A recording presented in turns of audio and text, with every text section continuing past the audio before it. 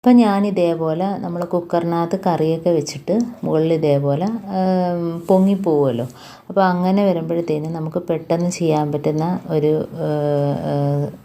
കാര്യമാണ്. കുറച്ച് baking soda മുകളിൽ ഇട്ട് കൊടുത്തതിന് ശേഷം നമ്മുടെ കയ്യിൽ വാടിയ നാരങ്ങ ഉണ്ടെങ്കിൽ വെള്ളമൊന്ന് തളിച്ച് കൊടുക്കുക ആ അരപ്പിൻ്റെ കറിയുടെ മുകളിൽ, പറ്റിയിരിക്കുന്ന കറിയുടെ മുകളിലായിട്ട്. എന്നിട്ട് നമുക്ക് ഇതേപോലെ പെട്ടെന്ന് തന്നെ വൃത്തിയാക്കി എടുക്കാം. ഇപ്പോൾ ഇതിനായിട്ട് സ്ക്രബ്ബറിൻ്റെ ആവശ്യമൊന്നുമില്ല.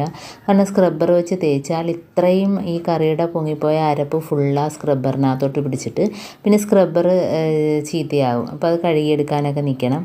അപ്പം എളുപ്പത്തിലുള്ള ഒരു പണിയാണ്. ഈ നാരങ്ങയുടെ തൊണ്ട് നമ്മളെ കയ്യിലുണ്ടെങ്കിലും ഇതേപോലെ കുറച്ച് ബേക്കിംഗ് സോഡ ഇട്ട് കൊടുത്തതിന് ശേഷം നമുക്ക് ഇതേപോലെ എല്ലായിടത്തും ഒന്ന് ക്ലീൻ ചെയ്ത് എടുക്കാൻ പറ്റും. അപ്പോൾ നല്ല രീതിയിൽ തന്നെ വെളുത്ത് കിട്ടുകയും ചെയ്യും. സോപ്പും ബ്രഷും ഒന്നും തന്നെ ഉപയോഗിക്കേണ്ട, കൈയും നമുക്ക് വേണ്ട. കയ്യിൽ നമുക്ക് അരപ്പൊന്നും ആകാതെ തന്നെ നല്ല രീതിയിൽ തന്നെ ഇതേപോലെ ചെയ്തെടുക്കാൻ പറ്റും. ഇനിയിപ്പോൾ ഇതെല്ലാം കഴുകിയതിന് ശേഷം നമുക്ക് ആ ഇടയിലൊക്കെ ഇരിക്കുന്ന അതെല്ലാം പോകാൻ വേണ്ടി സ്ക്രബ്ബർ വെച്ചൊന്ന് തേച്ച് കൊടുക്കാം. ഇനിയിപ്പം വളരെ ഈസി ആയിട്ട് തന്നെ അത് വൃത്തിയാക്കി എടുക്കാവുന്നതാണ് കേട്ടോ. അല്ലെങ്കിൽ അത്ര അരപ്പ് ആ സ്ക്രബ്ബറിനകത്ത് കയറിയിട്ട് സ്ക്രബ്ബർ ഫുള്ള് അതിൻ്റെ എണ്ണമയവും പിന്നെ കറിയുടെ അരപ്പും ഒക്കെ ആയിട്ട് സ്ക്രബ്ബർ കഴുകാൻ വേണ്ടി നിൽക്കണം.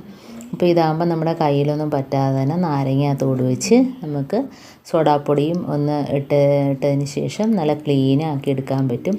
അപ്പോൾ ഇങ്ങനെ ചെയ്യാത്തവർ ഒന്ന് ചെയ്ത് നോക്കുക. വളരെ ഈസി ആയിട്ട് തന്നെ ചെയ്തെടുക്കാൻ പറ്റും ഇങ്ങനെ. അപ്പം സോപ്പ് തേക്കുന്നതിനേക്കാളും നല്ല രീതിയിൽ തന്നെ നാരങ്ങയുടെ ഇത് വെച്ച് തേച്ചപ്പോൾ തന്നെ നല്ല രീതിയിൽ വെളുത്ത് കിട്ടിയിട്ടുണ്ട്.